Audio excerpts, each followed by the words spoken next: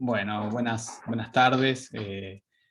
¿Cómo están? Bueno, ya estamos todos en la sala. Ahí acaban de ingresar los últimos estudiantes. Bueno, les damos la bienvenida. Ustedes saben que hoy teníamos pautada esta clase sincrónica que veníamos realizando a través del aula web, pero bueno, ante las circunstancias que está atravesando el pueblo hermano de Colombia, decidimos abrir esta clase, traer a unas invitadas que queremos mucho, que forman parte también de nuestro recorrido de formación, de militancia, y que bueno, que siempre están, además también automáticamente las invitamos y estuvieron a disposición para sumarse, así que bueno, queremos darle las gracias a nuestra secretaria de posgrado, a Lía Gómez, que está aquí presente, a la directora de la maestría, Cecilia Cerazo, y bueno, a las invitadas que tenemos, que son Eliana Noscue, ella es también estudiante del posgrado de nuestra facultad y vive en La Plata, pero es colombiana y trabaja acá, milita activamente desde Colombia Humana en Argentina. María Fernanda Peña y María Isabel García, que son parte son profesoras y docentes de Uniminuto, forman parte del gremio de Uniminuto, que también estuvo realizando acciones ante estas circunstancias, y Andrea del Pilar Forero Hurtado, que también es docente universitaria, activista desde el arte, y bueno, y también ellas son estudiantes del doctorado en comunicación, forman parte de este trayecto, y bueno, como les decía, amigas y compañeras. Así que, bueno, vamos a comenzar con este encuentro, que lo que persigue es la idea de poder conocer el testimonio de lo que está ocurriendo y vincular de alguna manera esto con lo que venimos trabajando en el seminario, que bueno, hoy nos tocaba hacer la clase de consulta sobre el pensamiento contractualista y esta primera noción del Estado como el uso legítimo de la fuerza, y bueno, lamentablemente tenemos este ejemplo tan cercano, tan violento, para retomarlo. Así que, Carlos, si te parece, arrancamos con esta clase.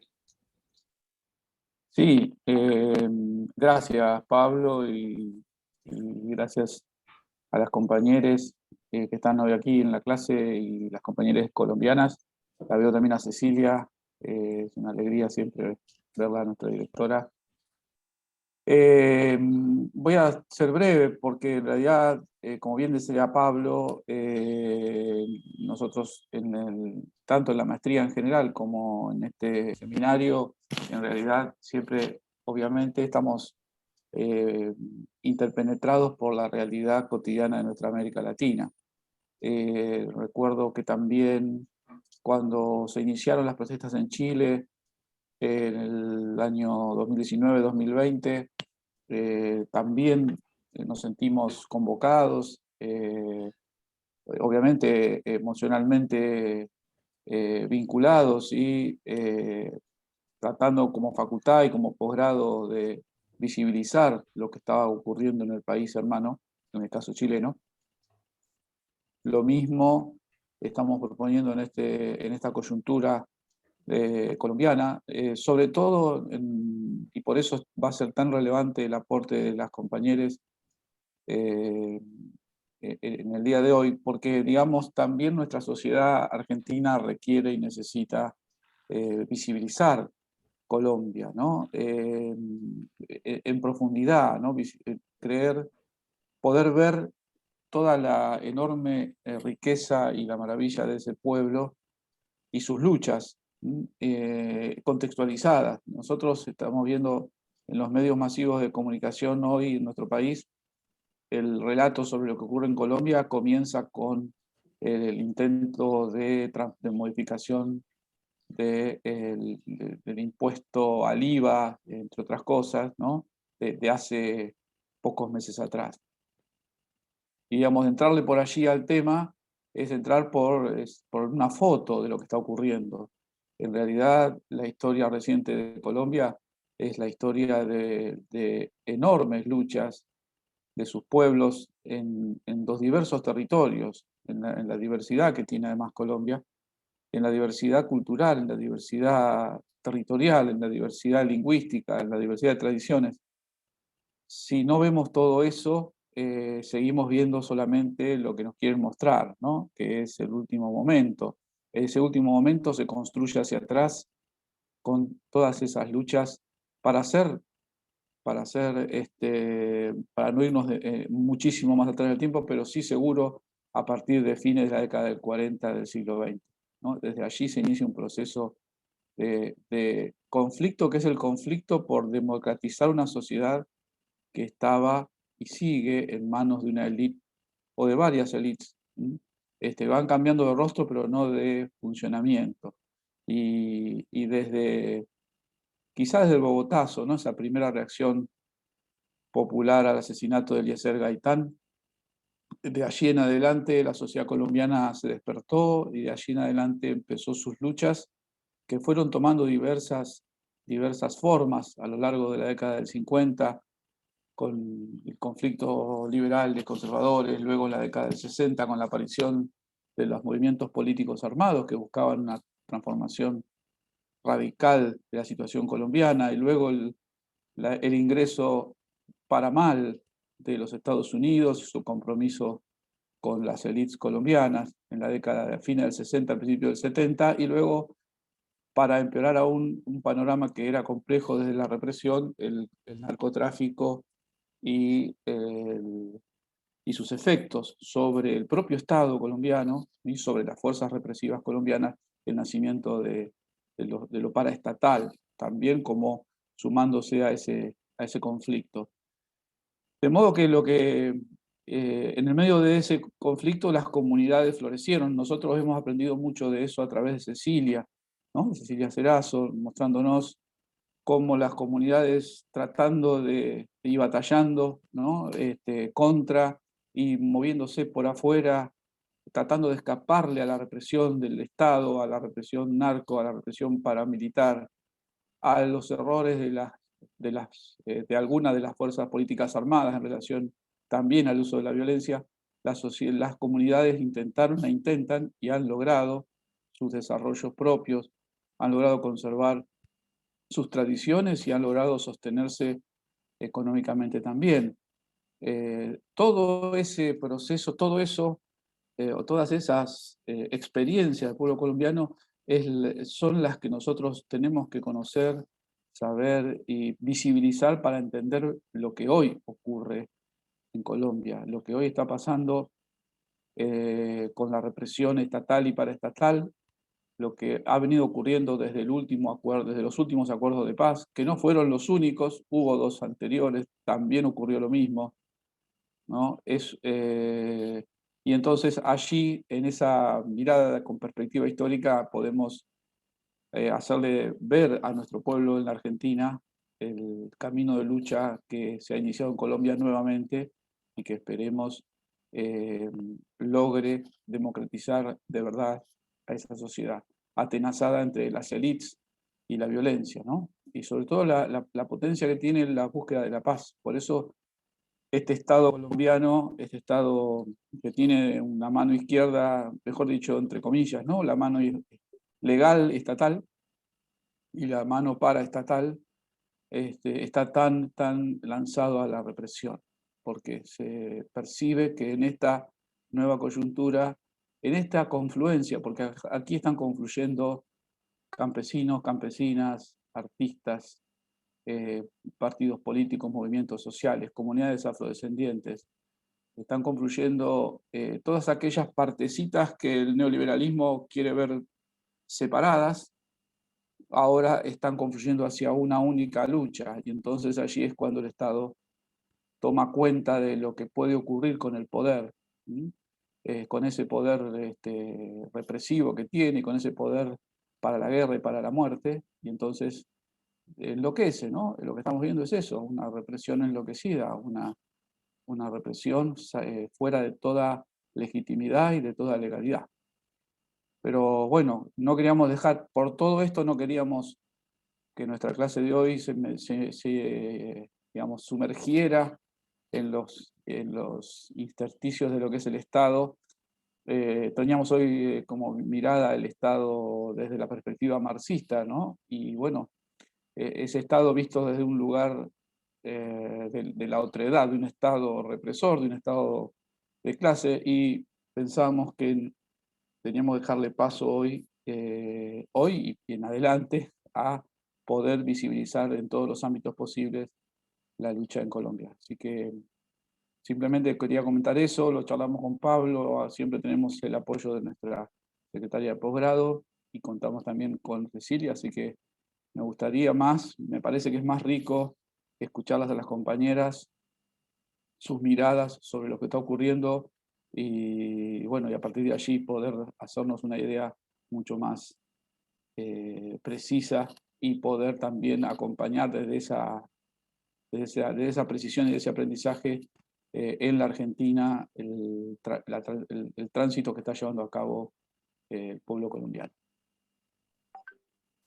Muchas gracias, Carlos.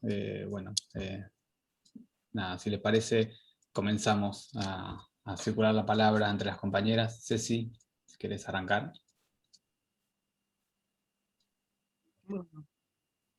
Bueno, buenas tardes a todas y todos. ¿Cómo les va? Nos encuentra este momento tan difícil, ¿no es cierto? Que es un momento difícil para toda América Latina. Acá también sufrimos mucho el avance de esta derecha descarnada y también la crisis de la democracia estamos viviendo.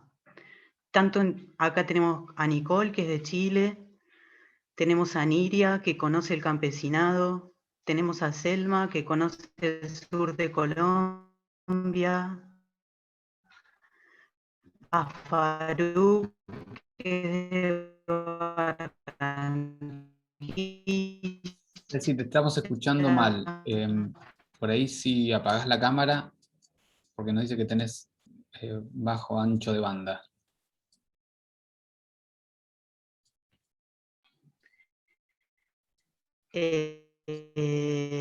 no sé si está Carolina Gómez Martínez también, que es de Bogotá.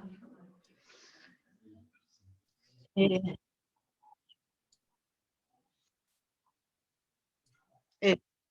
hola,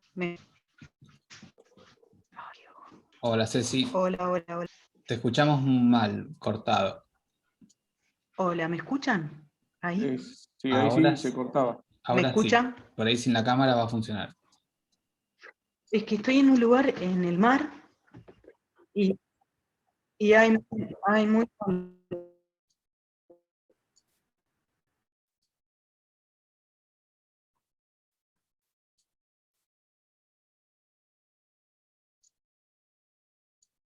Hola, Ceci, ¿nos escuchás?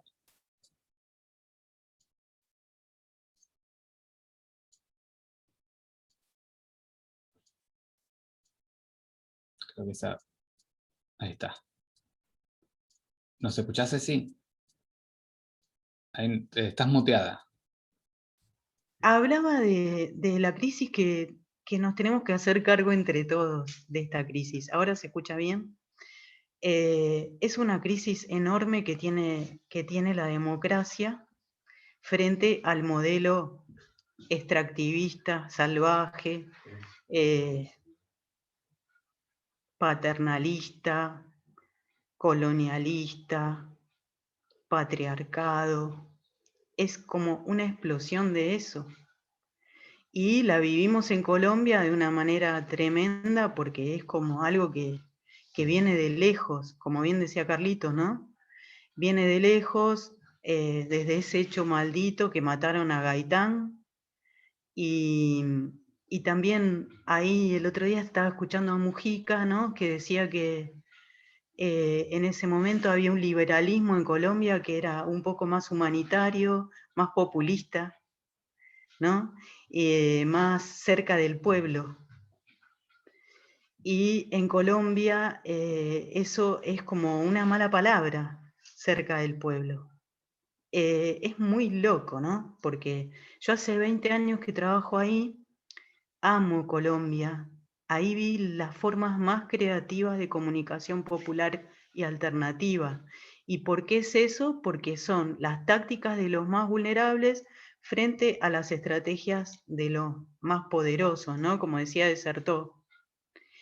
Y esto es algo que me parece muy importante que nos reúna, porque nosotros tenemos que tener una estrategia entre todos para transformar esto, o por lo menos para luchar. Fíjense ahora que, bueno, una de las cosas más importantes que me parece de esta crisis que hay en Colombia son las comunicaciones. Creo que el mundo entero en este momento se está dando cuenta por primera vez las aberraciones que pasan en Colombia en el sentido de los derechos humanos, ¿no? Después pasan otras cosas muy preciosas también. Por eso uno ama tanto ese territorio, pero realmente una de las cosas más increíbles que pasan en este momento es cómo el pueblo colombiano se las está arreglando de muchas maneras para decir, no, la verdad es esta, frente a los medios hegemónicos y a la cadena enorme de medios hegemónicos que hay. Y bueno, y ahí uno se da cuenta de todas las cosas que nos ocultan y todas las cosas que tenemos que comunicar y cómo tenemos que tomar la palabra. A mí me llama la atención que hay mucha gente que toma la palabra y hay gente que no la veo, que no toma la palabra. Como lo veo desde lejos, es muy importante para mí ver eso, que hay gente que sí, como que hay mucha gente que está en el mutismo, en el silencio, y gente que no está al alcance de las balas, por ahí.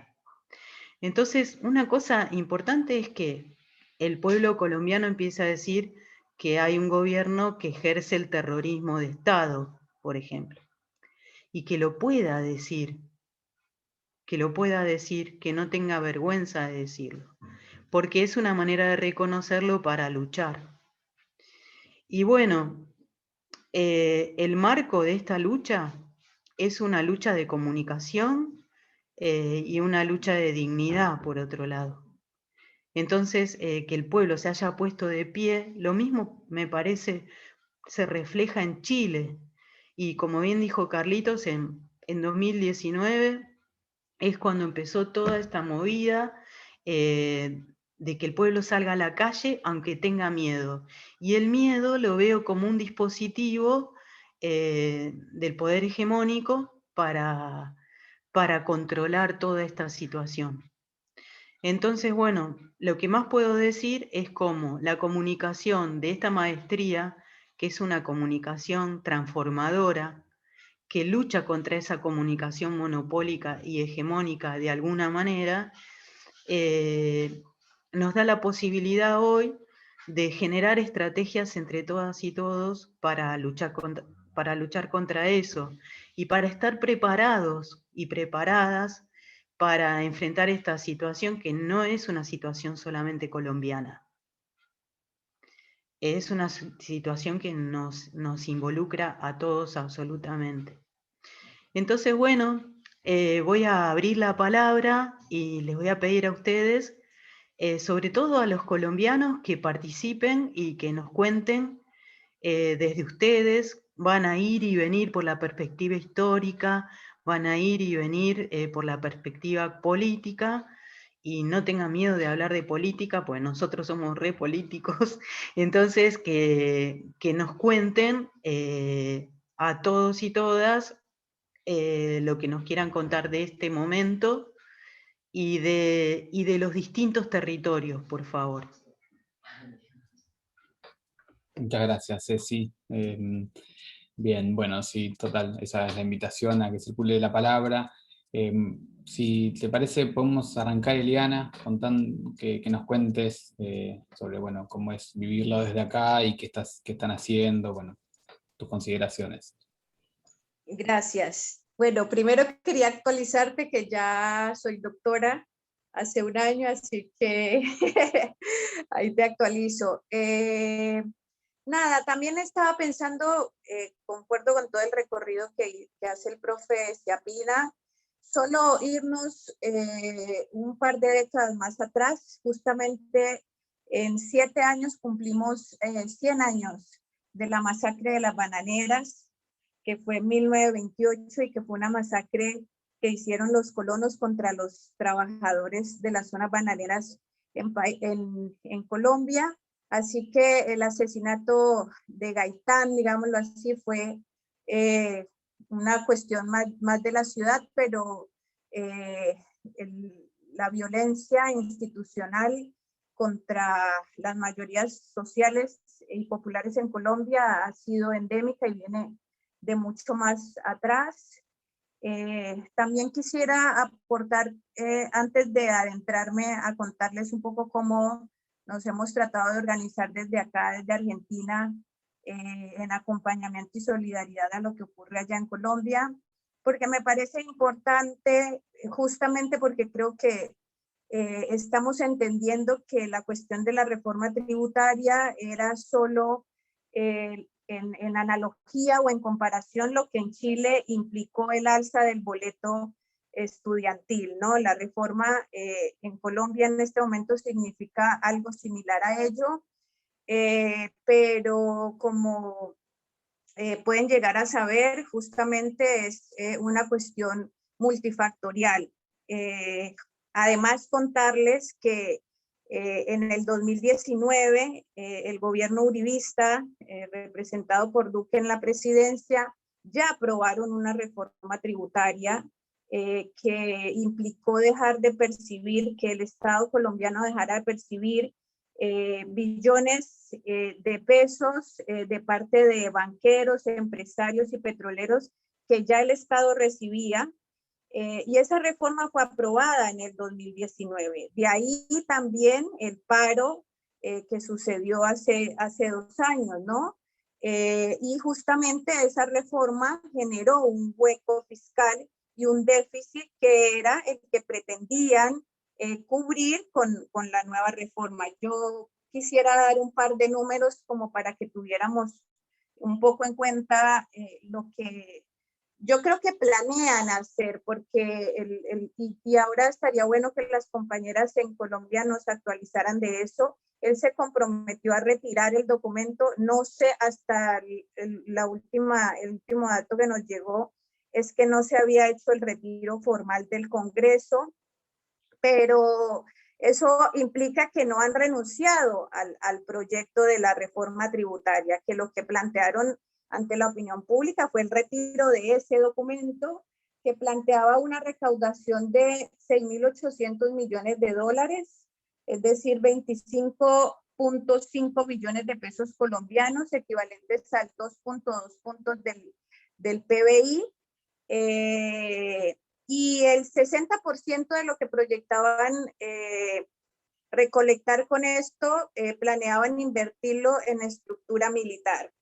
Y esta reforma estaba dirigida a la aplicación del IVA del 19% a todos los productos de la canasta familiar, incluso aquellos que ahora tienen un IVA del 5%.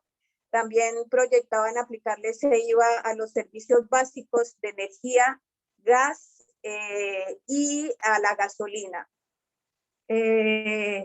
Y claramente pensaban o proyectaban incluirle este impuesto a los salarios básicos de los obreros en Colombia, capaz no a los más precarizados. En Colombia el sueldo básico equivale a $200 estadounidenses o un poco más.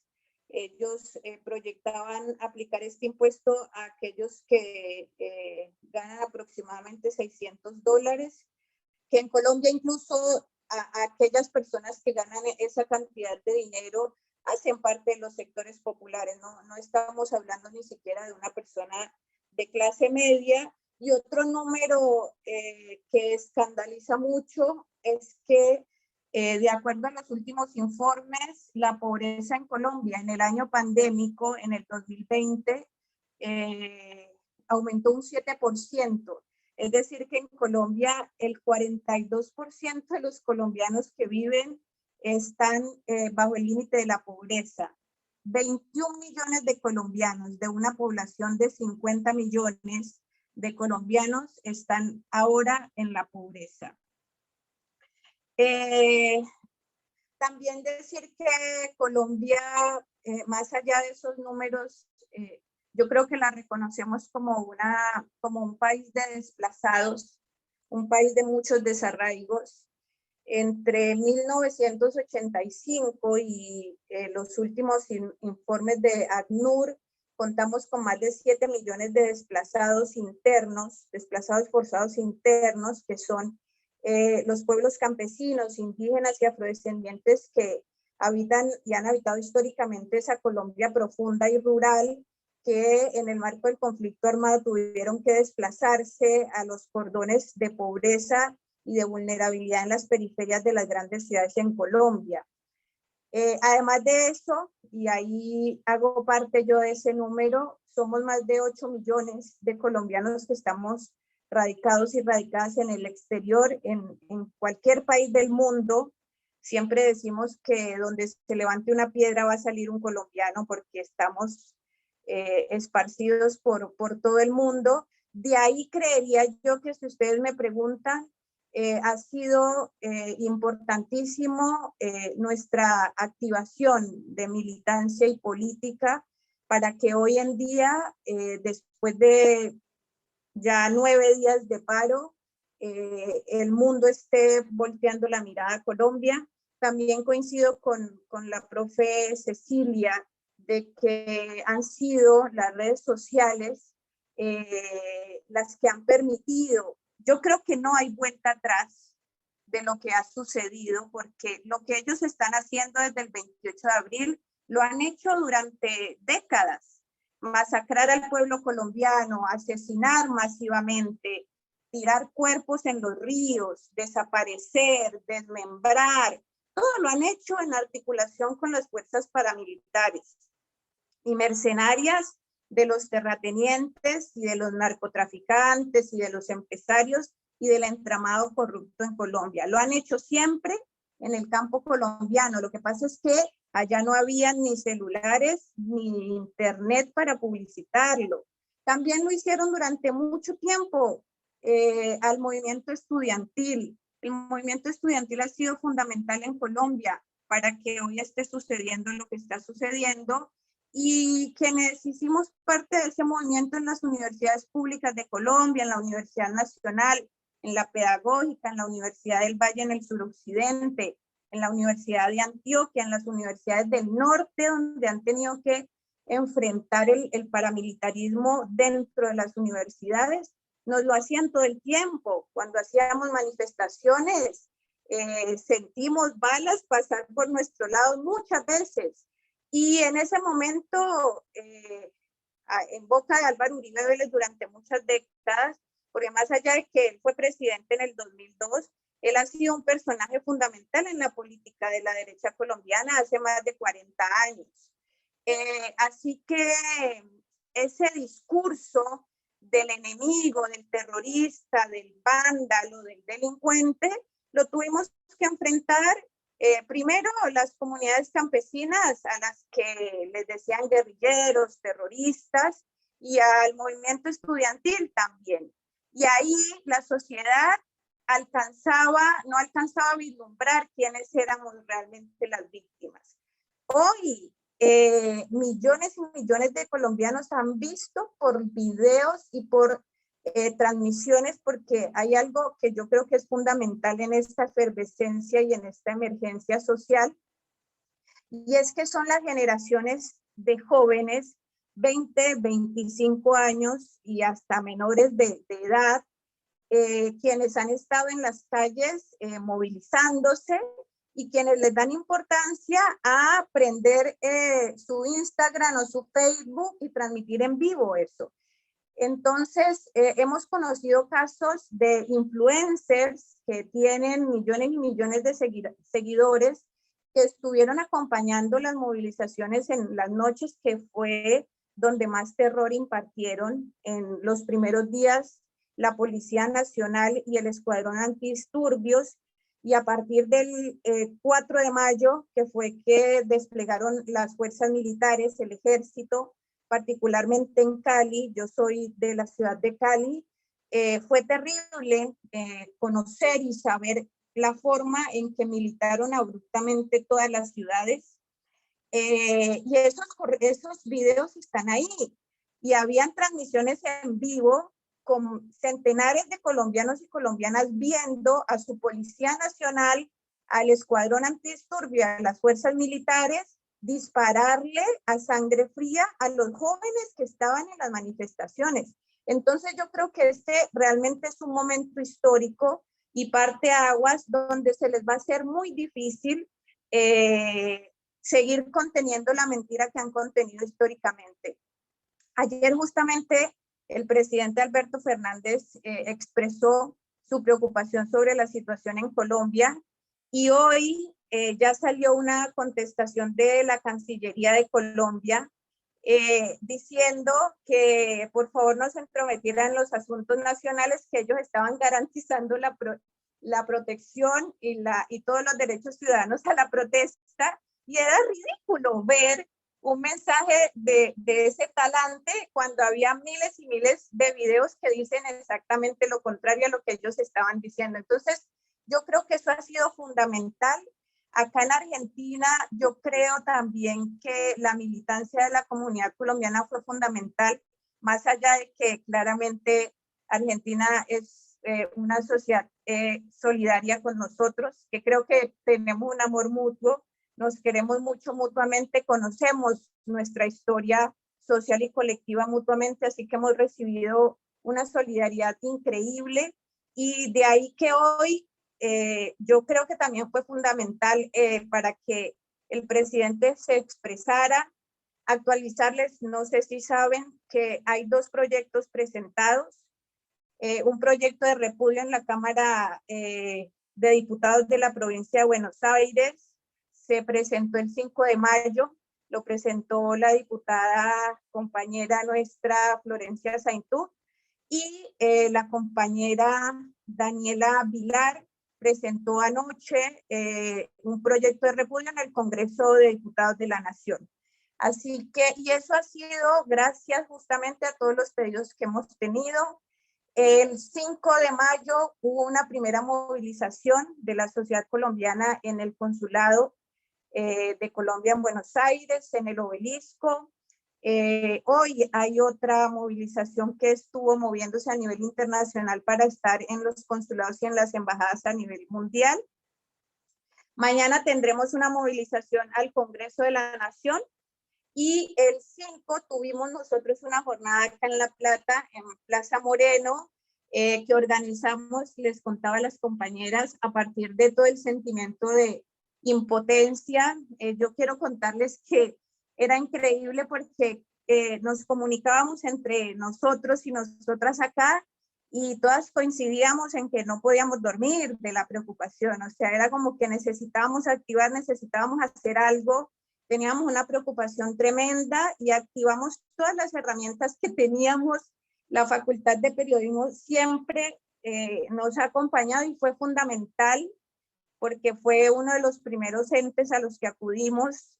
Necesitábamos listas de difusión, medios, y de ahí en adelante todo el llamado que hicimos a los entes con los que hemos articulado provincial y nacionalmente, y claramente a la comunidad. Les decía que fue una jornada hermosa, la abrimos con una ceremonia que nos acompañaron dos mayoras, una compañera mapuche y otra compañera aymara, si no estoy mal, y que me disculpen, pero no recuerdo muy bien esa información. Nos acompañaron, hicimos una ceremonia, le pedimos a la Pachamama que nos ayudara primero a nosotros y luego a mandar un saludo de solidaridad y de protección para nuestro pueblo. Nada, compartimos, quedó en Plaza Moreno en el piso una firma de La Plata es antiuribista, SOS Colombia. Creo que lo fundamental en este momento es que está la caída del uribismo. Creo que yo, si me lo preguntan, la estocada final al uribismo se la tenemos que dar en las elecciones parlamentarias y presidenciales del 2022. Yo creo que hay varios frentes de lucha que tiene que fortalecer el pueblo colombiano. Uno es este, estar en las calles como han estado, más allá de toda la masacre que han ejercido. Y otra claramente es una lucha que hemos perdido históricamente. En Colombia tenemos altísimos niveles de abstención, de votación y de ejercer el derecho en el voto, pero yo creo que las nuevas generaciones están entendiendo que ahí es donde tenemos que actuar.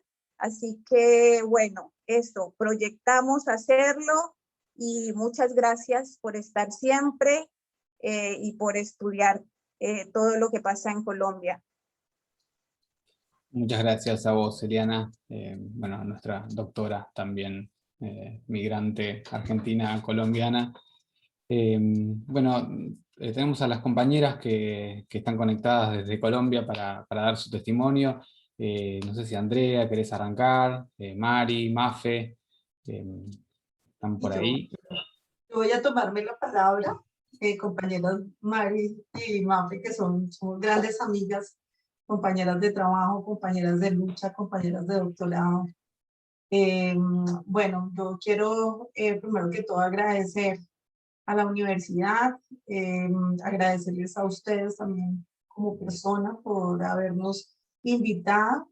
Es muy triste que hace muy poco tuvimos otro encuentro muy similar a este, hablando acerca del asesinato de los líderes y lideresas, y bueno, volver a encontrarnos para hablar otro tema álgido.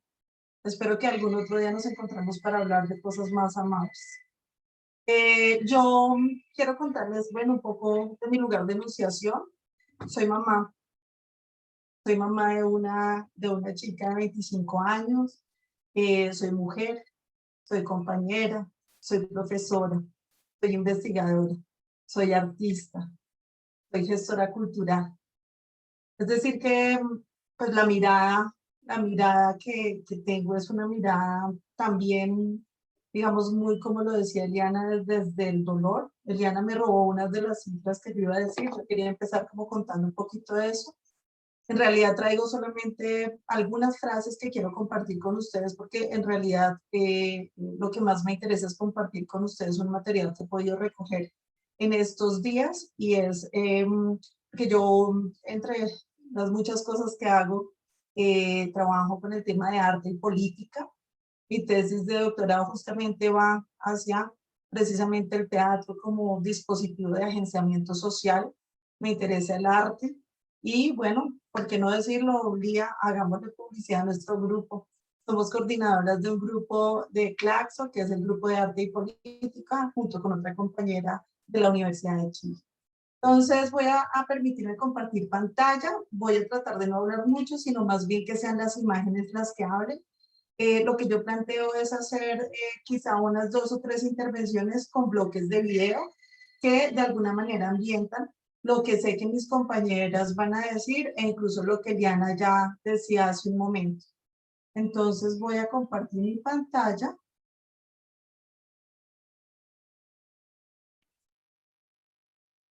¿La vemos? Sí, perfecta.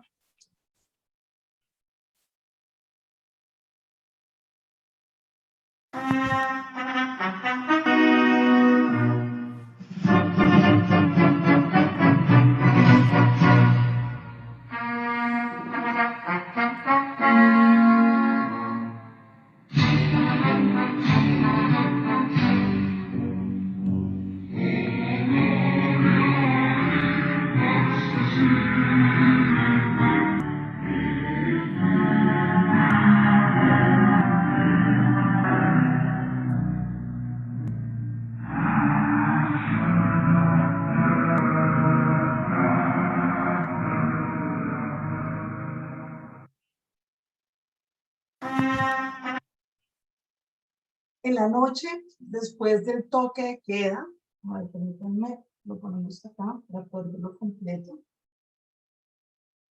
En la noche, después del toque de queda, derribaban puertas a culatazos. Sacaban a los sospechosos de sus camas y se los llevaban a un viaje sin regreso. Era todavía la búsqueda y el exterminio de los malhechores, asesinos, incendiarios y revoltosos del decreto número 4. Pero los militares lo negaban. A los propios parientes de sus víctimas, que desbordaban la oficina de los comandantes, en búsqueda de noticias. Seguro que fue un sueño, insistían los oficiales. En Macondo no ha pasado nada, ni está pasando, ni pasará nunca. Este es un pueblo feliz. Esto es 100 años de soledad. Lo primero que vimos fue una obra digital que se llama Alocución Presidencial.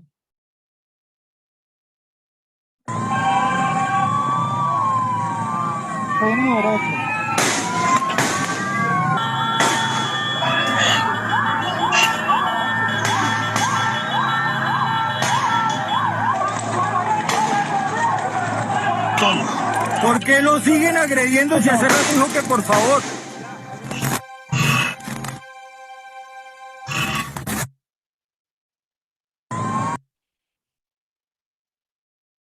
Colombia tendrá una jornada de protestas convocada por diferentes sectores sociales.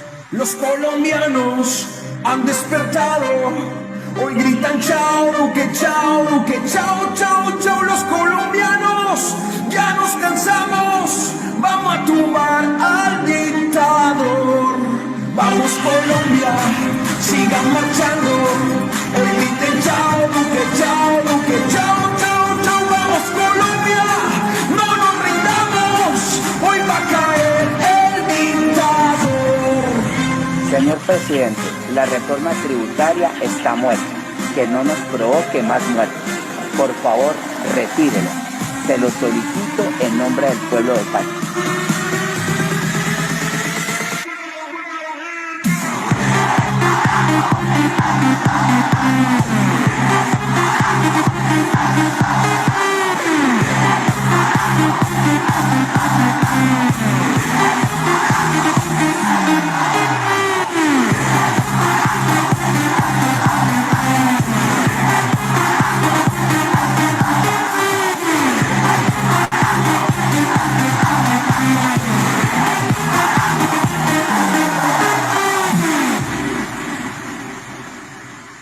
Al Matarife, vamos a tumbarlo. Uribe, chao, Uribe, chao, Uribe, chao, chao, chao. Si el Matarife quiere matarnos, vamos a morir por el país. Al Matarife, vamos a tumbarlo.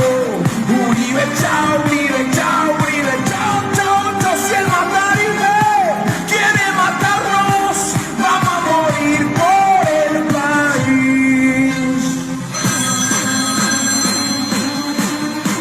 ¿Sí, aló? Le habla Álvaro Uribe Vélez, que la Santísima Virgen siempre lo proteja. Uribe, Paraco, el pueblo está berraco.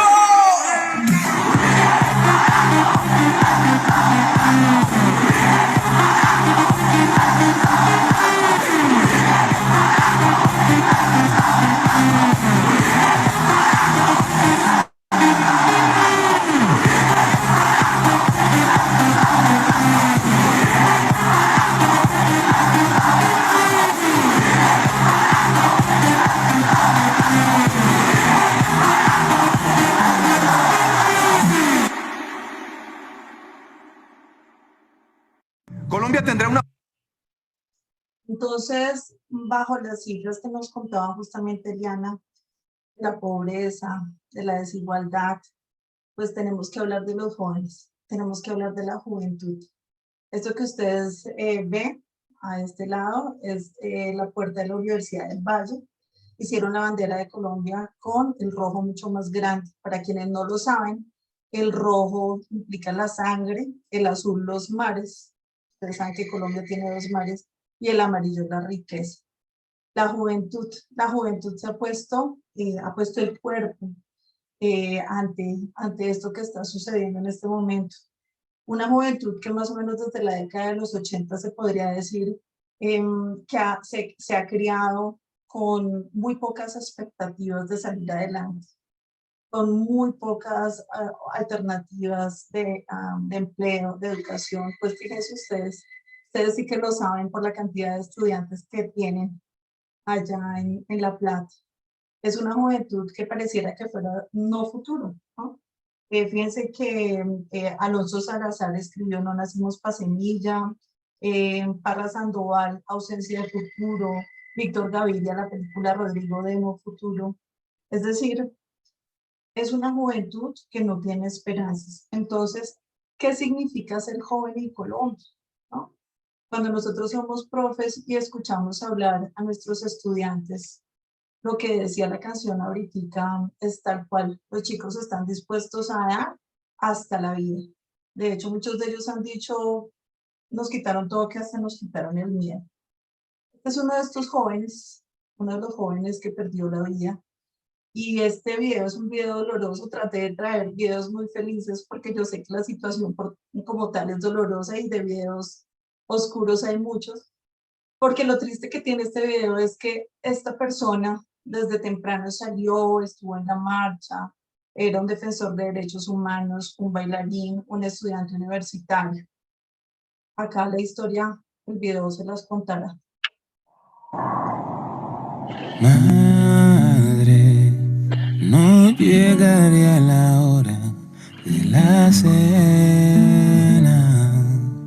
Aparecí en un lugar que no era mi hogar. Me duele estar tan lejos. Oigo, me están llamando.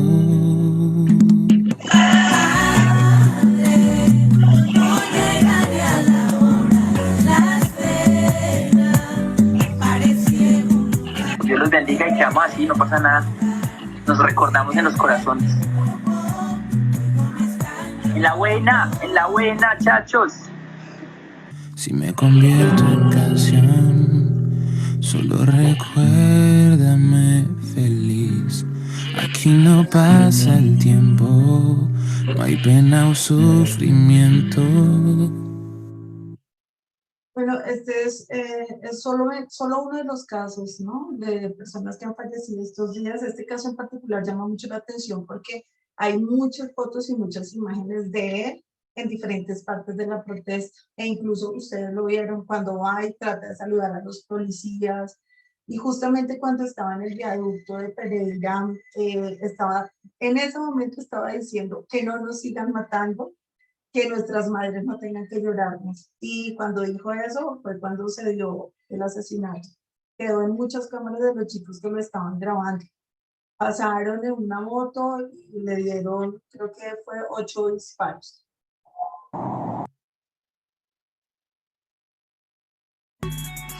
El indiferente preguntó: ¿para qué marchan? ¿Para qué gritan? ¿Para qué cantan? ¿No ven que nada va a cambiar? ¿Para qué marchan? Marchan porque tienen cansado el corazón.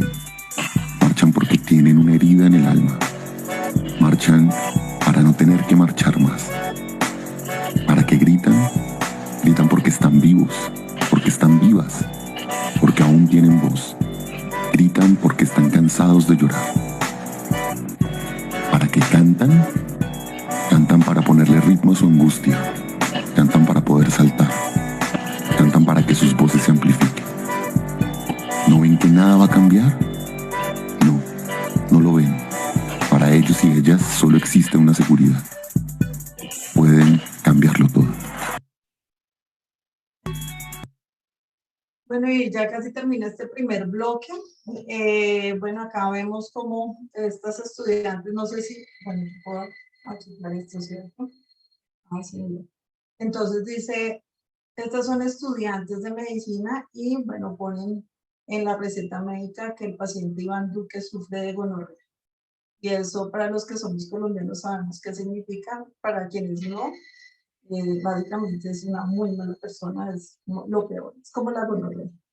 Y estos son estudiantes de medicina. Tenemos por otro lado aquí a un joven caleño que hace una versión de una canción icónica de la salsa.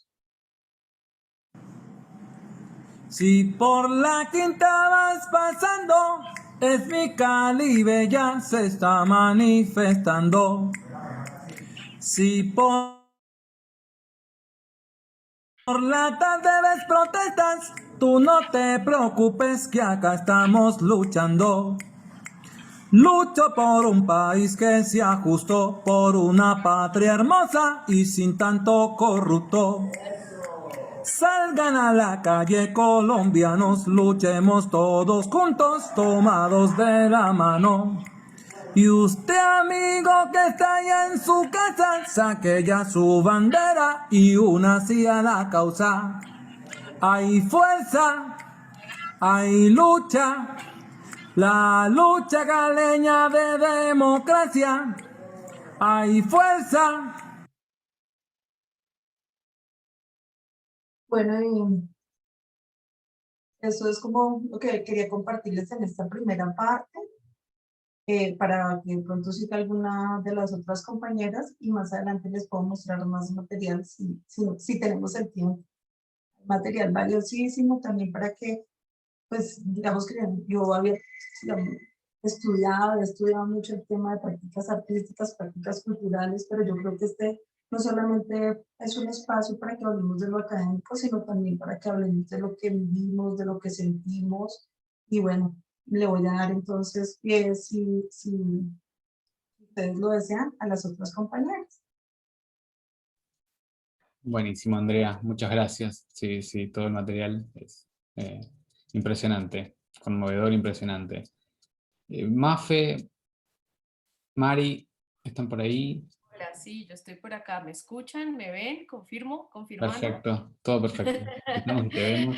Bueno, hola, buena tarde a todos, a todas. Qué alegría verlos por acá y poder conversar un poquito pues, sobre lo que está pasando en el país. Sé que hay varios de los conectadas que son colombianos y colombianas. Creo que en el caso, por ejemplo, reconocí en el video ahorita, si no estoy mal, a Niria de Montes de María. Creo que en algún momento de la vida fui con los estudiantes del semillero precisamente de la universidad a recorrer varias experiencias de comunicación popular y nos encontramos con ella y bueno, y seguramente con otros y otras más que estamos acá.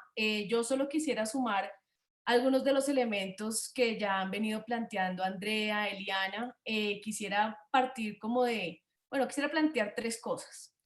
La primera, retomando lo que estaba planteando ahorita Carlos, y es, bueno, ¿qué está pasando en Colombia? Es decir, estamos hablando de una crisis económica y social, una crisis política que no está enmarcada precisamente en un escenario de un periodo político de 10, 15 o 20 años. Claramente tenemos un escenario de conflicto armado que ha caracterizado y marcado la historia de Colombia.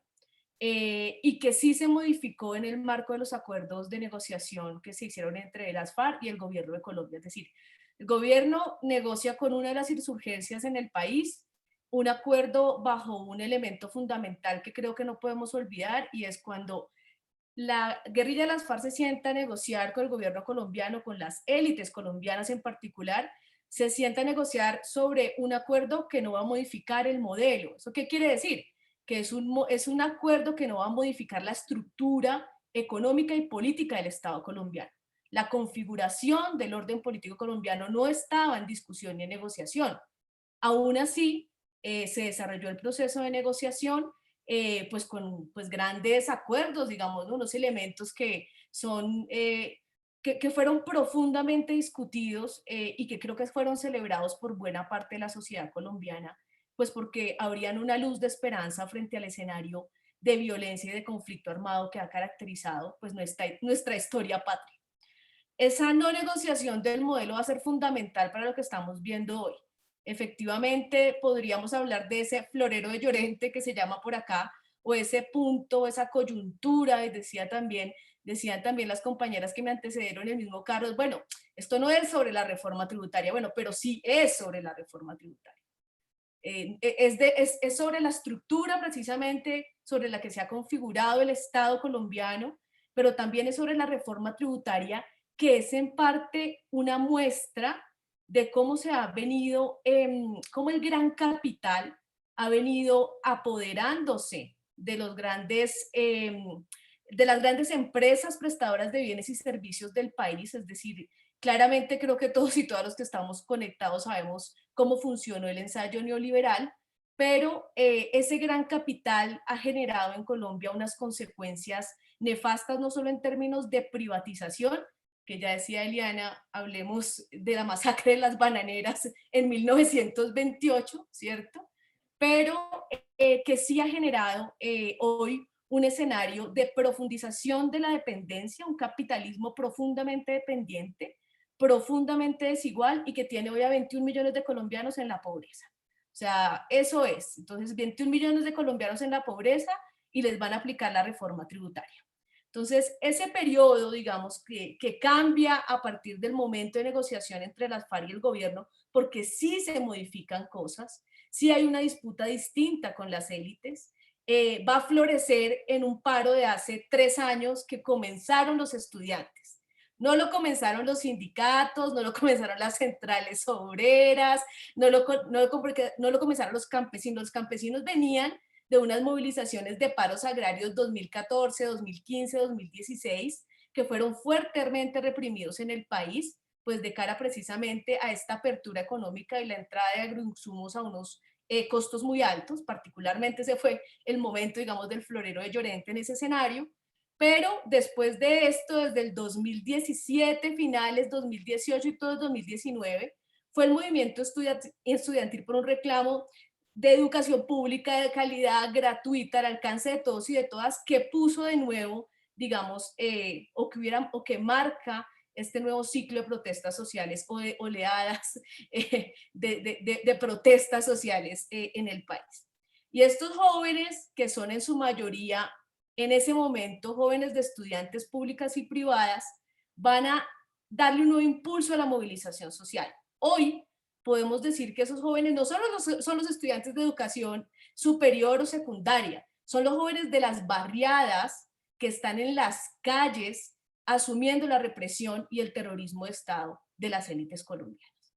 Pero son ellos quienes están protagonizando y que claramente eso va a poner en tensión seguramente lo que va a pasar de aquí en adelante, y me parece interesante que podamos en algún momento conversar, bueno, ¿para dónde va esto? ¿No? Porque hay un Comité Nacional de Paro, igual creo que para quienes conocen el escenario de la movilización en Colombia, para quienes no, compartir un poco ese escenario, es un Comité Nacional de Paro que finalmente también genera tensiones al interior de quienes están movilizando, porque no está compuesto necesariamente por quienes están en las calles, ¿no? Es decir, también uno entra ahí como en una discusión de hasta dónde, qué se está negociando y cómo. Bien, entonces quisiera como dejar ese primer elemento ahí. Lo segundo que me llama mucho la atención, que coincidamos en la clase del debate sobre el Estado y el marxismo, porque bien decía Marx que el Estado precisamente era producto del carácter irreconciliable entre las clases, ¿no? Y de la lucha de clases sociales. Y yo he discutido mucho con Pablo, porque Pablo dice que no, que es demasiado marxismo para hacer una lectura del Estado. Y a mí me parece interesante que volvamos a discutir eso precisamente. Es que creo que también para eso estamos, para conversar un poco qué pasa con las clases, qué pasa con la división de las clases en Colombia.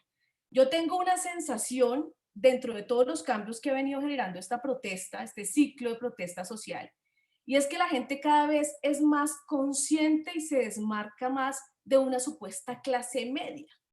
Una clase media que le hizo mucho daño, si me permiten a mí plantear este elemento, a lo que fue el proceso, digamos, de lucha en el Ecuador, ¿no? Que ya sabemos que terminó en Lenin, Moreno y bueno, todo esto.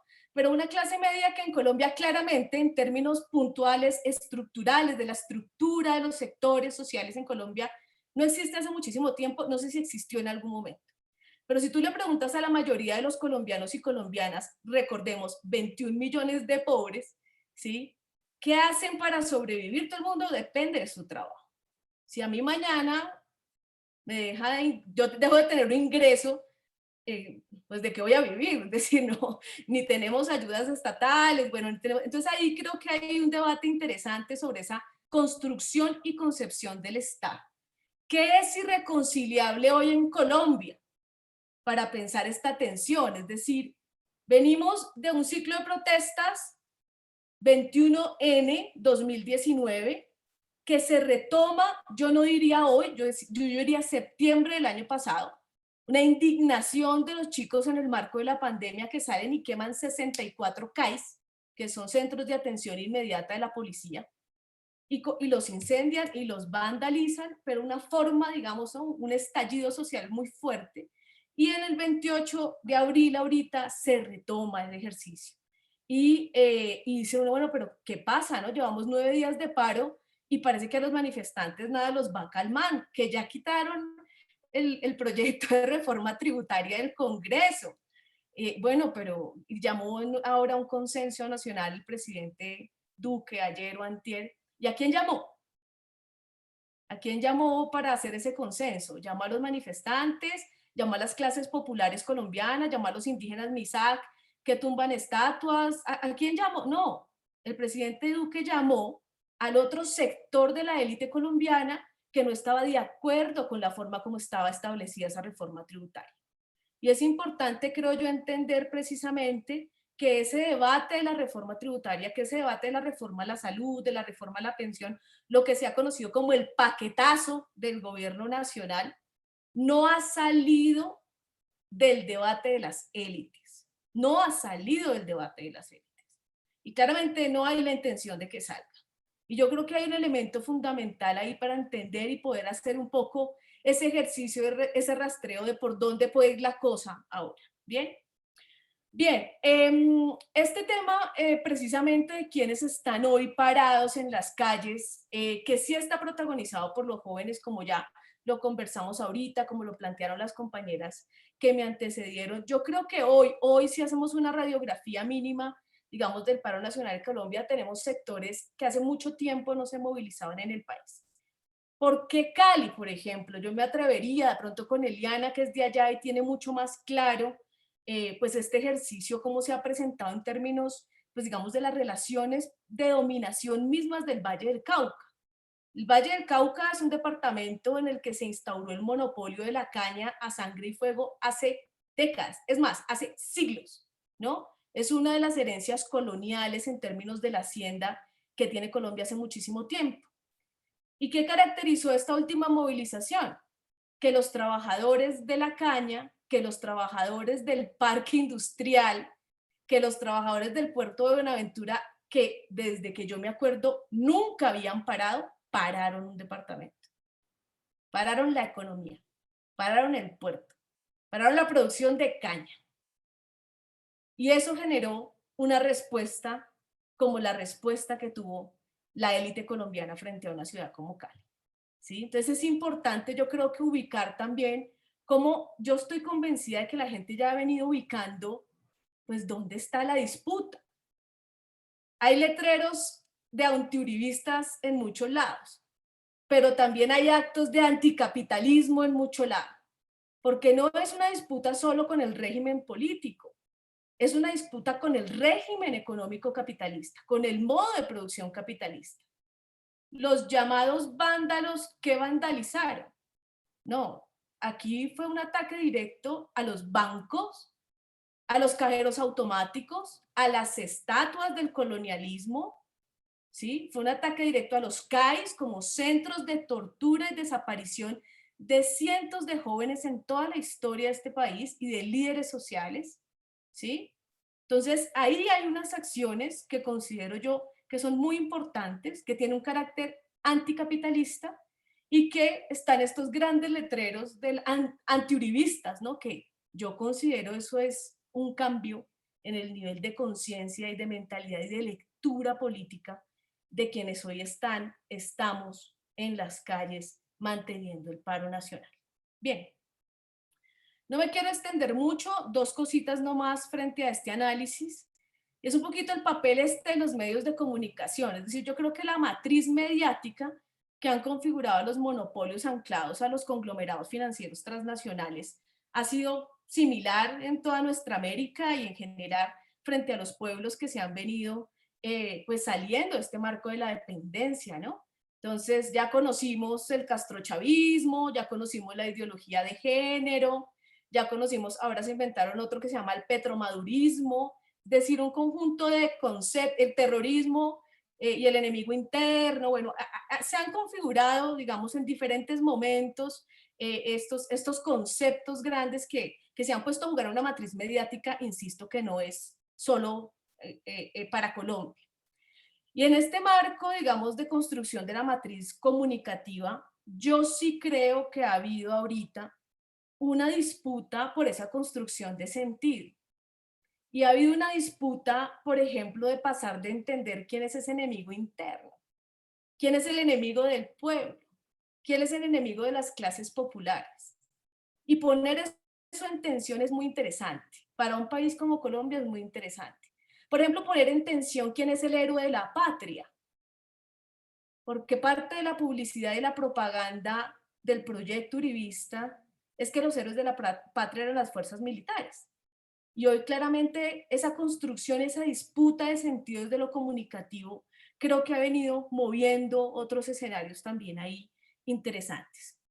¿Cómo se han comportado los medios? No, pues como los medios masivos en general se comportan, o sea, esto no es nuevo, yo no estoy aquí hablando cosas nuevas, pues, o sea, esto es lo de siempre. Entonces, al principio, el miedo, el COVID, no podemos salir, estamos en el pico, en este momento lo que más daño le haría a Colombia es salir porque nos vamos a contagiar, claro, claramente con cero autocrítica, reconocimiento de todo lo que ha sido el manejo de la pandemia por parte del Estado colombiano, ¿no? Pero lo primero fue el miedo, porque 2 días antes no hay vacunas. Por favor, no salgan a la calle. El miedo de la pandemia. Miedo que efectivamente fue superado, porque hay ya también, digamos, poca credibilidad sobre el discurso de la gente, además, bueno, miedo, pero nos estamos muriendo de hambre, o sea, o salimos a la calle o salimos a la calle, ¿no? El segundo momento, que fue el momento del 28 de abril, el 29 de abril, fue minimizar las acciones de la protesta social. Entonces habían poquitas marchas, pocas movilizaciones, según los medios masivos, poca afluencia de los sectores sociales organizados, ¿cierto? Entonces pasaban algunas cositas, ¿sí? Pero bueno, esto terminará pronto, es decir, es un momento de esa contienda, pero esto terminará pronto. El tercer momento, que fue esos mismos días, pero particularmente con lo que pasaba en la noche, es el tema de los vándalos, ¿no? Entonces se muestran a los vándalos que están destruyendo calles, que están destruyendo estatuas, que están destruyendo paredes, que salen en las noches cuando hay un toque de queda, ¿cierto? Y entonces ninguna persona de bien en este país, con buen sentido, no saldría después de las 8 de la noche en marco de un toque de queda en las grandes ciudades. Entonces los que salen son los vándalos, los que no tienen padre, los que no tienen madre, esos son los vándalos los que salen. Y como son vándalos, pues son objetos de la represión de la fuerza pública, ¿no? Entonces se trata de vender un poco esa idea. Después viene la idea de, bueno, el presidente Duque ya retiró el proyecto, ¿qué más quiere? No querían que se retirara la reforma tributaria, ya se retiró. Entonces, ¿qué más quieren? ¿Para qué están en la calle? ¿Para qué están más en la calle si eso ya se retiró? Ya no tiene sentido. Ya el presidente dijo que iba a ser un escenario de diálogo nacional y de consenso. No les gusta nada a ustedes, no les gusta nada, nada los complace. Y el último, que es en el que estamos en este momento, es el momento del desabastecimiento. Se acabó el mercado. No pueden pasar de un lugar al otro los camiones que traen comida. Todo está muy caro. Señora que está en su casa, por favor, usted es la que está pagando las consecuencias y está pagando la carne, la papa, el arroz más caro. Entonces, por favor, dígale a su hijo que no salga a protestar, porque estamos en un momento de desabastecimiento, ¿no? Y ahí va. No sé qué va a seguir, pero ahí va. O sea, a mí sí me parece importante que podamos, porque igual, tampoco es nuevo, creo que funciona en general en los procesos de movilización social, como pueden operar, pero particularmente en este escenario, pues han funcionado desde esa perspectiva. Efectivamente, pues en esas disputas de sentido, y en eso no me quisiera detener, pues está el papel de las redes sociales, es decir, ya las compañeras lo plantearon, ha sido fundamental. No es gratis que el día que hubo mucha más represión en Cali no había internet, durante 4 o 5 horas se cayó el satélite del internet en Cali, no pudieron mostrar en vivo lo que estaba pasando, porque una cosa es cuando a ti te dicen que hubo una masacre en un lugar del país y te lo cuentan 20 años después en una clase o en un libro, y otra cosa es cuando ves cuando está pasando en vivo. Cuando tú matas en vivo, cuando tú reprimes en vivo, tienes otra percepción, construyes otro tipo de opinión pública frente al papel, por ejemplo, en este caso de las Fuerzas Armadas colombianas. Bien, ya como para terminar, igual, son como algunos elementos que he venido pensando que me parece importante poner sobre la mesa para conversar, para discutir, pero siempre dejando un escenario muy complejo en Colombia, pero que no está en el escenario de la desesperanza, que aún con casi 480 desaparecidos en 9 días de paro, con más de 30 asesinados en 9 días de paro, lo que hay es mucha lucha y mucha dignidad y mucha rabia. Y el paro nacional seguramente va a mantener ese elemento pues, en el marco de la contienda que vive el país. Muchas gracias, Mari. Bueno, sí, muy movilizante también todo lo que planteas y bueno, te agradecemos porque ayuda a sumar a esa complejidad y bueno, y retomás algunas discusiones que bueno, me parece son oportunas. Mafe está por ahí. Andrea, cuando quieras, vos también compartir algún otro bloque. También. Profesita, ¿me das unos minuticos? Gracias. Siempre.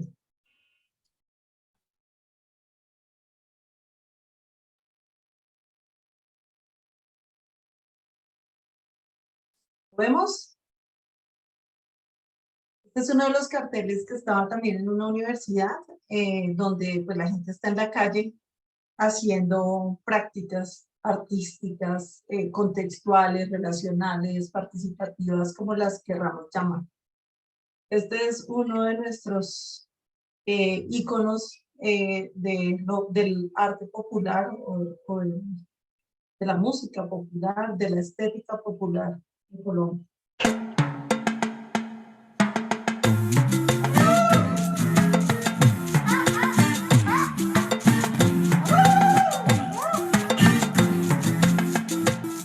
Los collares de la reina, los pagamos nosotros. La empleada que la peina, la pagamos nosotros. El avión presidencial, lo pagamos nosotros. El presidente y el general, nosotros. La polarización del vidrio, el banco y el equilibrio, nosotros. El salario del Senado, lo pagamos nosotros. El senador relajado, lo pagamos nosotros. La campaña y la financiación, nosotros. La vacuna y la conspiración, nosotros. ¿Qué será que los ricos quieren todo regalado? ¿Qué será que los ricos quieren todo regalado? ¿Qué será que los ricos quieren todo regalado? ¿Qué será que los ricos quieren todo regalado? Sí, todo regalado. Sí, todo regalado. Sí, todo regalado.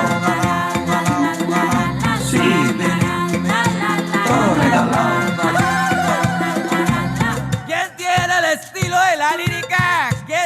La ciencia y la mística. ¿Quién paga la casa de Nariño? ¿Quién trabaja desde que era niño? Nosotros. ¿Quién pierde la paz y la guerra? Nosotros. ¿Quién pierde el pedazo de tierra? Nosotros. ¿Quién es el bombero y el artista? Nosotros. ¿Quién echa el asfalto en la autopista? Nosotros. ¿Quién maneja las máquinas?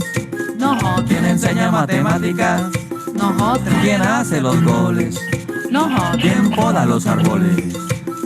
¿Qué será que los ricos quieren todo regalar? ¿Qué será que los ricos quieren todo regalar? ¿Qué será que los ricos quieren todo regalar? ¿Qué será que los ricos quieren todo regalar? Está en la marcha, está en la marcha. La cúpula no marcha porque no vive en Suacha, la estrella no marcha porque vive en las alturas, el exministro no porque está desayunando y le cae mal el clima de Buenaventura, la diplomacia no porque vive en camioneta, la aristocracia no porque vive en avioneta. Si el presidente marcha será para el juzgado y el juez que lo condene le sale regalado. ¿Qué será que los ricos quieren todo regalar? ¿Qué será que los ricos quieren todo regalar? ¿Qué será que los ricos quieren todo regalar? ¿Qué será que los ricos quieren todo regalar? ¿Qué será que los ricos quieren todo regalar? ¿Qué será que los ricos quieren todo regalar? ¿Qué será que los ricos quieren todo regalar? ¿Qué será que los ricos quieren todo regalar? Sí, todo regalado. Todo regalado. Todo regalado. Sí.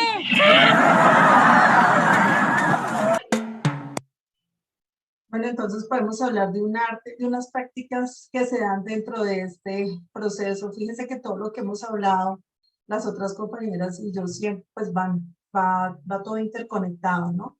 Como el arte se da desde la reflexión de las propias experiencias.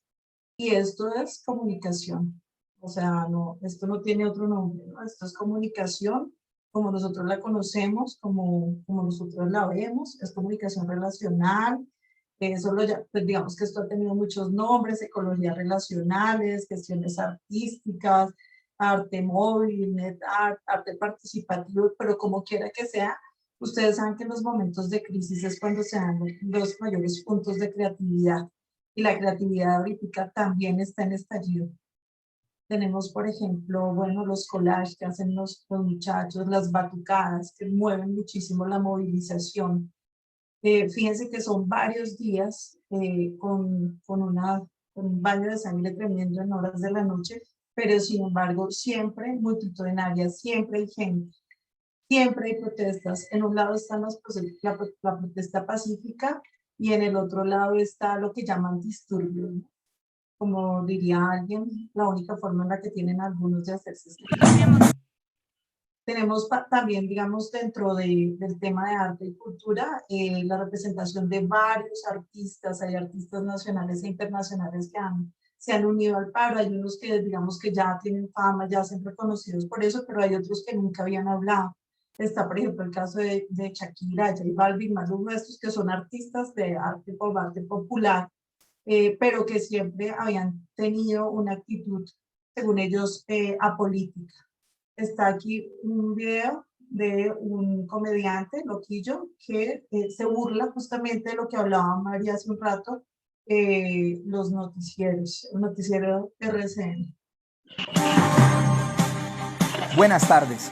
Mucha atención, porque ante la oportuna decisión del presidente Iván Duque de retirar la reforma tributaria, el paro nacional en Colombia se ha dado por finalizado. Ya no hay manifestaciones en las calles de Colombia. Como podemos ver en las imágenes, en las plazas principales quedan a lo sumo 25 o 30 personas quienes ya recogen sus banderines para regresar felices a su hogar.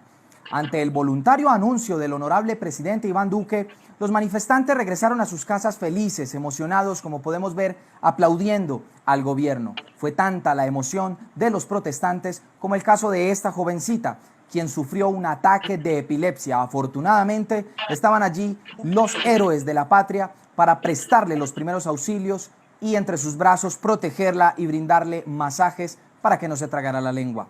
Y nos despedimos con esta linda postal para el recuerdo, con la policía del SMAT despidiendo a los manifestantes en su retorno a casa con estos sancochos comunitarios y juegos pirotécnicos, ante la triste posibilidad de que quizás nunca más se van a ver cara a cara con sus amigos los protestantes. Este es un noticiero imparcial y lo único que nos interesa es informar. Bueno, y tenemos pues manifestaciones callejeras todo el tiempo, en burla del presidente, en burla del gobierno, también pues poniendo como también la burla o el humor negro frente a la situación que está viviendo pues la mayoría de las familias en este país. Está pues la crítica a los medios. Me gustaban, cuando vi este video pensé en el estudio de Barbero de la relación de los medios con los miedos y de cómo esa relación de los medios y los miedos aquí en Colombia es muy profunda. Y pensaba yo, bueno, definitivamente estos no son medios de comunicación, serían medios de información, pero también, en palabras de Galeano, más bien serían medios de desinformación. Tenemos que abrir los ojos, tenemos que entender que no podemos generalizar. Hay unos informados que han cometido excesos, bueno, que respondan ante las autoridades, que los investiguen, que paguen, pero la mayoría de estos hombres de la fuerza pública, ejército y policía que están en las calles, están cuidándonos, están poniendo su vida, su cuerpo de escudo. Tenemos que abrir. Les vamos a mostrar cómo reaccionaron decenas de caleños frente a la decisión del presidente Iván Duque de modificar el texto de la reforma tributaria. Miremos.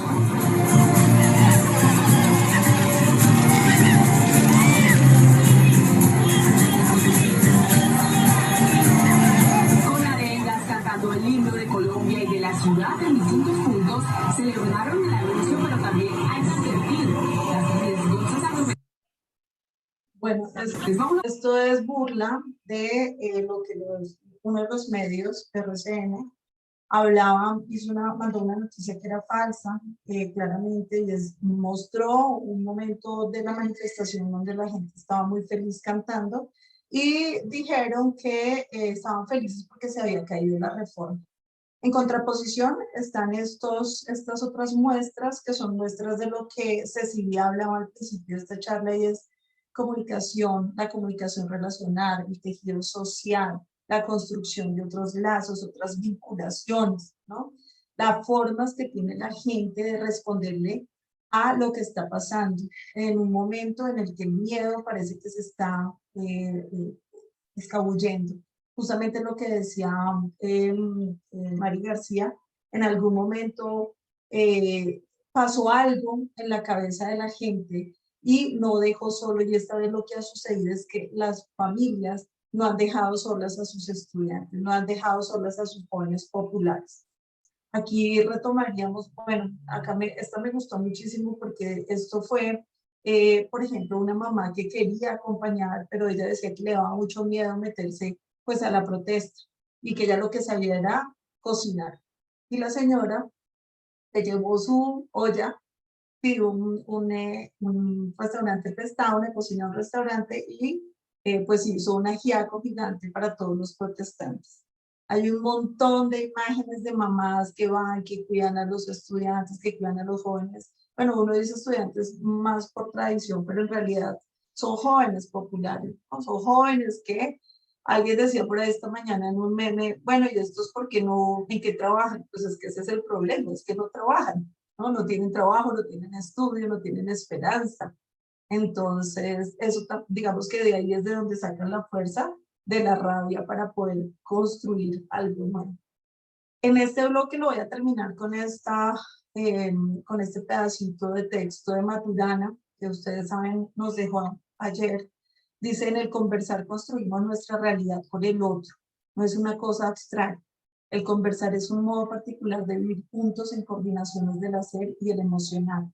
Por eso el conversar es constructor de realidades. Al operar en el lenguaje cambia nuestra fisiología. Por eso nos podemos herir o acariciar con las palabras.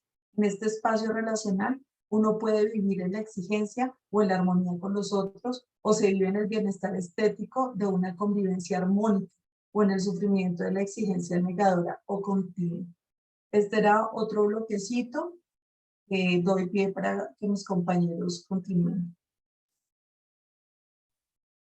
Muchas gracias, Andrea. Bueno, muy importante. Bueno, todo el testimonio viene también, digamos, centrándose en mostrar la lucha, ¿no? Digamos, esto creo que también en línea con lo que veníamos viendo de esta recuperación de la idea de la clase que planteaba Mari, y bueno, la lucha de clases. Ahí veo que están haciendo algunos comentarios. Creo que el grupo tiene clases a las 19, quedan 20 minutos. Así que les pedimos que dejen sus comentarios en el chat, y bueno, tratamos de abrir el micrófono en el último momento, pero bueno, seguimos en esta ronda de intercambios, y le pedimos a Mafe que tome la palabra. Mafe es también docente, investigadora y representante del gremio de la Uniminuto, y bueno, es una gran amiga que nos ha enseñado a conocer Colombia y a darnos cuenta también, bueno, de generar este afecto tan profundo que nos hace también sufrir junto al pueblo colombiano cuando estas cosas pasan, y también todo el tiempo sorprendernos por la capacidad de lucha y de la prepotencia de vida que también hay en ese pueblo. Así que, bueno, Mafe, te pedimos que tome la palabra. Bueno, buenas tardes. ¿Cómo están? Gracias por la invitación. Como siempre, la hermandad se siente con estos espacios, y bueno, ustedes como pueblo argentino siempre los sentimos muy cerca, y eso se los agradecemos porque pues son días complejos, difíciles. Yo les escribí ahorita a mis compañeras, a Mari y a Andrea, como no voy a ser capaz de hablar. Para mí no ha sido fácil estos días, y sobre todo pues porque, como lo decía Mari, llevamos en estos días de paro 30 muertos, más de 80 desaparecidos, y y sobre todo es gente joven la que está en las calles, que cada vez que matan a uno, pues nosotras por ser profesoras sentimos que podía ser un pelado, un estudiante nuestro. Entonces eso a mí me tiene muy descompuesta y no me es fácil hablar en este tipo de escenarios sin que se quiebre a veces la voz. Y ahorita Mari me decía, no se va a poner a llorar, si no, no hable. Pero digo como, pues es difícil porque sobre todo, como lo decía André, mi enunciación aquí es, no, yo no soy mamá, pero soy profesora y soy profesora, he sido siempre profesora de universidad privada, que en Colombia eso tiene un contexto aún mucho más denso y muy difícil. Y en estos días lo que más me he cuestionado es el tema de las pedagogías y de las pedagogías sensibles que tanto necesitamos para construir un país distinto. Yo, al igual que Mari, comparto el tema de esto tiene dos miradas, una mirada muy dura de una realidad donde la vida vale poco, pero también hay una realidad de esperanza donde con Mari estuvimos en marcha el miércoles y fue yo creo que una marcha muy grande y en algún momento miramos para todos los lados y eran todos jóvenes. Todos jóvenes, pelados, pues yo creo que entre los 16 y máximo 20 años, que decíamos, bueno, se están tomando la calle, ¿no? Entonces, desde ahí me pregunto, ¿qué transformar? Y yo, por ejemplo, esta semana, creo que te lo pasaba a ti, Pablo, eran como momentos de profesores en universidades privadas que están sesgando a los estudiantes porque dentro de las clases virtuales en sus imágenes están poniendo frases como mientras estamos en clase nos están matando o no puedo poner atención porque nos están matando y aunque son pocos, igual sí me aterra y me impresiona que tengamos colegas educadores que no seamos capaces de construir desde la diferencia.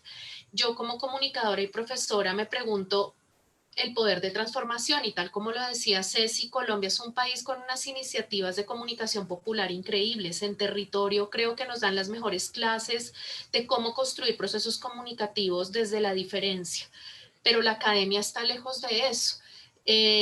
André habla desde el arte, Mari habla por supuesto desde su experiencia, que para mí siempre es muy poderosa y escucharla aprendo siempre un montón de la movilización social, porque Mari hace desde hace muchos años parte de estos movimientos. Y yo hoy me quedo es más con una reflexión desde la universidad, desde la academia, ¿sí? Es cuánto la academia se está conectando con estas realidades, cuánto desde nuestras aulas de clases estamos permitiendo el diálogo. Y aquí estamos tres profesoras que sé que lo hacemos, pero sin embargo es muy duro ver cómo en este país a la academia le cuesta tomar postura política, ¿sí? Esa palabra política en este país no la han sesgado. El director o el director de la Comisión de la Verdad decía alguna vez que le escuché que en este país a nosotros se nos prohibió hablar de tres cosas, ¿sí? Que cuando nos sentamos en el comedor a compartir una comida, un almuerzo en familia, siempre se dice, es un dicho popular que tenemos y es, bueno, en esta mesa no se habla ni de política, ni de religión, ni de fútbol, para no discutir. Y crecimos con ese discurso en la cabeza y desaprender eso nos va a costar mucho. Y lamentablemente por no haber generado esos diálogos en la mesa, pues acá nos cuesta construir desde la diferencia. Los discursos de odio son muy fuertes y los discursos de como no me gusta lo que usted está diciendo, que fue lo que pasó esta semana con un profesor de derecho, de una facultad de derecho, en una universidad privada, de sacar a un estudiante de clase y decirle, no me gusta su imagen, quítela o retírese de la clase. La chica no la quita y la retira de la clase. Claro, bueno, el profesor después es despedido de la universidad, pero también yo me pregunto, ¿es despedido por qué? Porque se vio perjudicada la imagen de la universidad. Y en mercadeo, que estamos ahorita en crisis de estudiantes, nos sirve generar también toda una campaña frente a este tipo de cosas para posicionar las universidades. Es decir, también hay que mirar con mucho hilo este tipo de acciones de la universidad privada frente a qué manifiestan desde realmente su coherencia de principios y valores o que realmente también se están volviendo estrategias de mercadeo en una crisis que también está teniendo la universidad, la academia. Entonces, yo esta semana me he preguntado mucho cómo generar prácticas pedagógicas distintas en un país que nos han enseñado a odiar desde niños, en un país donde no nos permiten hablar, donde las mismas escuelas callan a la gente y donde por eso, como decía Ceci, es un país con tanto colectivo de comunicación popular porque ha sido la forma y con tanto arte para encontrar otros canales para expresarse. Yo, saben, me siento como muy desde una postura crítica frente a la deuda que tiene la academia en procesos de transformación. Me impresiona que sigamos teniendo, como vemos las calles llenas de jóvenes, también ese discurso de las clases, como lo decía Mari, se sigue percibiendo. Es muy fuerte ver en este país cómo aún tenemos gente que cree que hay colombianos de bien y hay colombianos que no habría que defender. Es decir, estos que si los matan, no importa. Y que les ponemos unos sellos y unas palabras como vándalo, como ñero, como pobre, ¿sí? Que digo, pues es muy fuerte escucharlo, es decir, no sé si fue Mari o Andrea la que decían las balas a quién le llega, o en un video que puso André de arte y es, pues sí, las balas acá no le llegan a las grandes élites que también están detrás de grupos empresariales que hacen parte de las grandes universidades de este país, ¿no? Entonces digo, es muy duro ver el papel aislado, no digo que de todas las universidades, y creo que ahí los profesores y las profesoras tenemos un reto enorme desde la educación, desde el poder de la palabra, del discurso, pero también una palabra que aquí nos cuesta mucho y es desde el valor de la escucha. Y ahí tendríamos que también generar muchas reflexiones, y yo siento que la calle ahorita está hablando poderosamente. Las cifras que acaban de dar, tanto Eliana como que repiten Andrea y Mari, el tema de la reforma, que no es solamente eso, es que es un país que se agotó de la brecha de desigualdad. Es que Colombia es uno de los países más desiguales del mundo. Si no estoy mal, es el segundo en América Latina. Entonces digo, es una realidad tan compleja. Claro, las cifras a veces por cifras, y ahí también entra la academia, necesitamos humanizar los números. Este es un país que todos los días amanece con una cifra de muerto. Todos los días, con marchas o sin marchas. Tenemos muertos todos los días. Y aquí ya nos acostumbramos a las cifras y eso es aterrador, ¿sí? Es decir, cuando uno aquí dice masacre, 7 muertos, se quedan un número. Entonces digo, hay un reto enorme de humanizar, ¿sí? De contar que esos 30 no es un 3 y un 0, es que son 30 historias de vida, 30 personas que tenían familiares, amigos, vecinos, pareja, y que eso no, tenemos un reto enorme en la academia. Esa cifra que daban, yo se las transformo a ustedes porque sé que no todos son colombianos, y cuando hablamos de 21 millones de personas, bueno, Colombia tiene 51 millones de habitantes, o sea, imagínense que hablemos de 21 millones de pobres. ¿Y qué significa esa pobreza? Esos datos salieron esta semana y creo que por eso todos lo tenemos aquí en la cabeza. Y es que de los 21 millones de personas, como nos lo bajaban para entenderlo un poco, son personas que viven con 332.000 pesos colombianos al mes. ¿Qué es eso? ¿Cuántos dólares son eso? Para que ustedes más o menos calculen. Son $87 al mes con los que viviría una persona. $87 americanos. ¿Sí? Entonces digo, $87 al mes, con esa cifra viven 21 millones de personas en este país. ¿Sí? Y además de eso, tenemos 3 millones de personas que viven en pobreza extrema, que de esos no se habla mucho, ¿sí?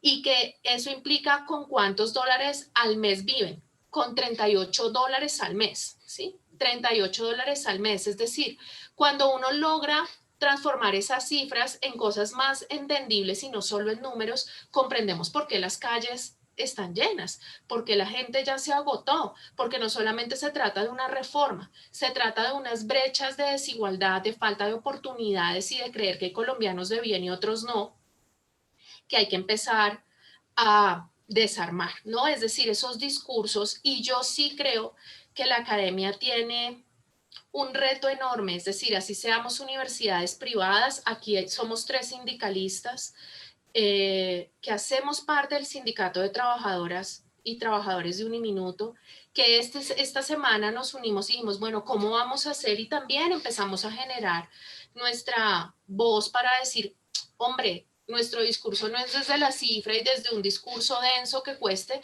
sino desde empezar a generar unas reflexiones más empáticas, que creo que ahí la academia tiene una labor importante. Estos discursos, miren, yo estoy muy peleada con el tema de las publicaciones científicas, ahora que todos estamos llenando grupos de investigación y que el artículo, ICIS y Scopus, y el ser doctor o no ser doctor, me estoy preguntando todo eso, digo, ¿para qué ser doctor, sí, cuando este país está desbaratado, sí?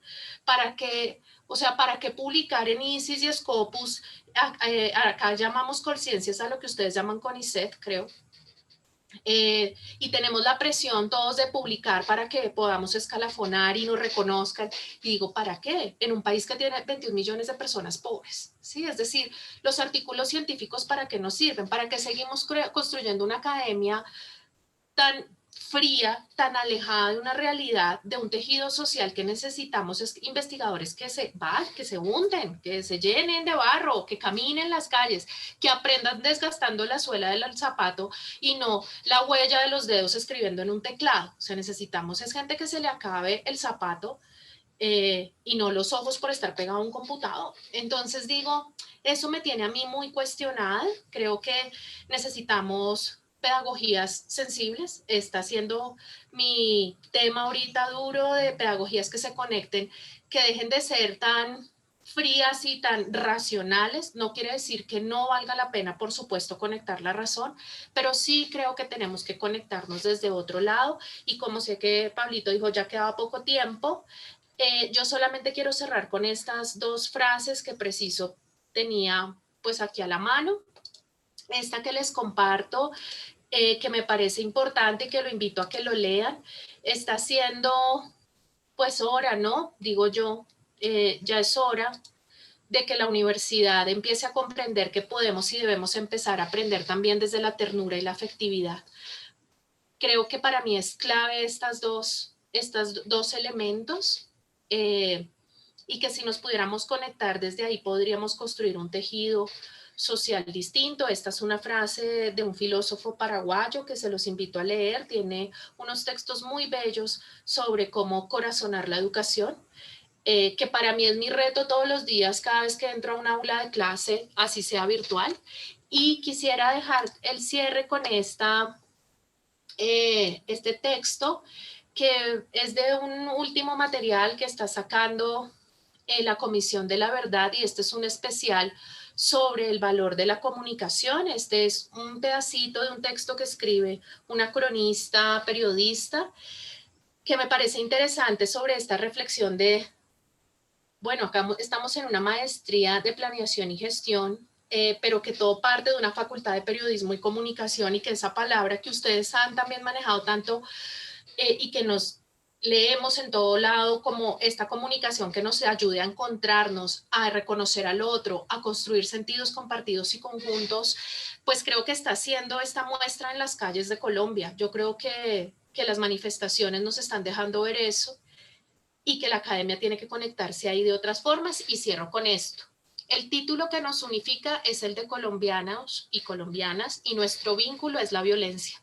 Un vínculo que nos une tanto como nos desgarra, y que cada vez que nos es dicho como algo con lo cual somos reconocidos, sentimos que nos arrebata el aliento con profunda tristeza y nos abre un agujero negro en el pecho. Un agujero que muchas veces es simbólico, pero que tantas otras, lamentablemente, llega a ser físico. Por eso es importante revisar qué tanto sabemos hablar y qué tanto sabemos oír.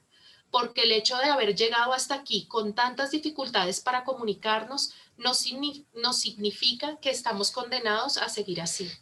Del mismo modo en que los efectos de décadas de mala respiración pueden revertirse modificando conscientemente nuestra manera de respirar, asimismo es posible reconstruir nuestro tejido social aprendiendo conscientemente a comunicarnos, decidiendo estar presentes para el otro sin importar cuán distinto nos parezca, permitiéndonos sentir cuánto bien nos hace el sabernos reconocidos por cuando nos escucha, entendiendo que necesitamos estar realmente presentes el uno en la existencia del otro cada vez que éstas se cruzan, pues en esa presencia radica la posibilidad de celebrar y proteger el vínculo más poderoso que nos une a todos, es decir, la vida. Yo creo que Colombia necesita concentrarse ahí, el valor de la vida. Y para mí esta semana fue gratificante, aunque hay un miedo y la pandemia y que el virus y el pico y y somos unos irresponsables los que salimos a marchar. Para mí esta semana fue recargador, esperanzador, marchar con mis compañeras, con Mari, llenar las calles y ver que hay jóvenes allá poniéndola. Y que hay profesoras como Mari, como Andrea, que cuando Andrea pone la muerte de Lucas, que yo creo que nos ha dolido a todos, sigue en cuidados intensivos, le metieron 8 tiros, tiene muerte cerebral. Ese tipo y todos los que salen a las calles que están poniendo, porque nosotros salimos y bueno, en la noche nos metemos, pero hay pelados que siguen en las calles de noche. Y yo digo, ahí hay una esperanza grande y son los jóvenes que son los que nos están enseñando. Y eso me alegra mucho verlo. Y creo que nosotras como profesoras tenemos que seguir tratando de comprender cómo escucharnos, no solo desde la razón, sino unirnos más desde ese sentir y ese corazón que es a que los jóvenes salgan a las calles. Y con eso pues cierro y bueno, esperar que seamos más conectados desde unas pedagogías sensibles y no unas pedagogías racionales y aisladas de lo que la calle nos está enseñando.